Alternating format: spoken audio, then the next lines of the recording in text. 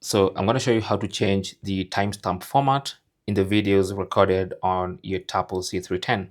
So launch the Tapo app on your phone and then go to your specific camera and then go to settings in the top right corner and then go to video and display.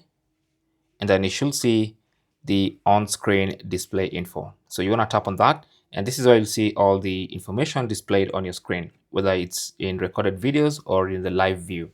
So what you need to do is simply tap on timestamp format. So tap on that, and then this is where you can see the default timestamp format. So it's year, month, day. So let's say you want day, month, year. So this is what you choose, like that, and then you can tap on save. You can also choose whether you want to show 24-hour time system or the 12-hour time system. So if you want 24-hour time system, leave that on. If you prefer the 12-hour time system, then you can leave that off. And then once you're done with the format changes, tap on save in the top right corner. And that's going to change the way the time appears on your camera.